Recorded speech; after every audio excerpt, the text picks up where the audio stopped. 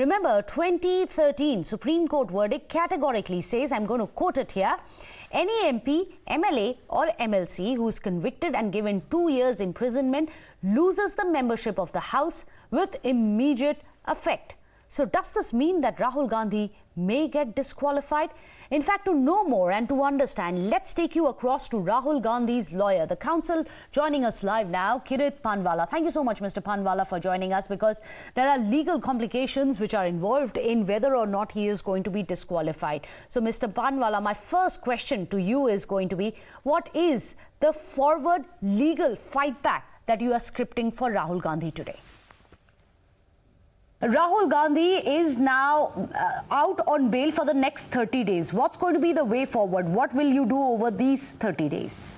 The obvious way forward is to go to the Sessions Court under Section 374(3) and file an appeal within 30 days and secured an order of bail as well as the suspension of conviction and the sentence. That will be the obvious way. We would be challenging the order of the trial court before the Sessions Court. But Mr. Panwala, on what grounds are you going to challenge it? There are, very obvious grounds, and I wonder how the lower court did not, consider those points. According to me, number one, this entire trial is procedurally bad. Procedurally bad because under Section 202 and amendment of section year 2005, the inquiry has to be first made for a person who is an accused beyond the jurisdiction. And obviously Rahul Gandhi resides at Delhi and he resided beyond the jurisdiction of Surat Court. Therefore, inquiry should have been held, witnesses should have been examined. That process has not been done in this case.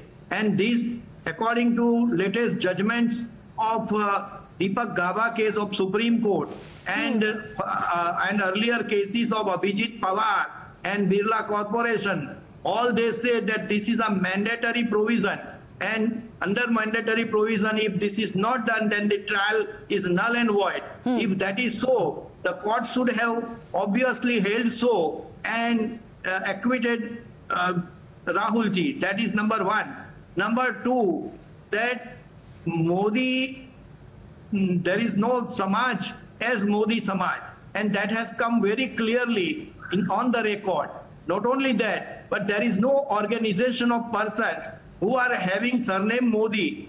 Therefore, if there is no organization, as a member of that organization, nobody can file a complaint, much less Mr. Purnes Modi, because normally a criminal case can be filed by anybody. Right. But so far as defamation is concerned, a person should be aggrieved and only he can file the complaint. Here, 90% of the allegations are against Sri Narendra Modi, and therefore Narendra Modi should have filed the complaint. He has not filed it, and therefore Purnes Modi does not get a right to file that on his behalf. That is number one. Number two, there is only one sentence barring the allegations against Sri Narendra Modi, and that is "Sare choro ke naam Modi kyun hai?" That is the only sentence. Now, would you believe that for such a single sentence, 2 years imprisonment should be given? It is beyond our imagination.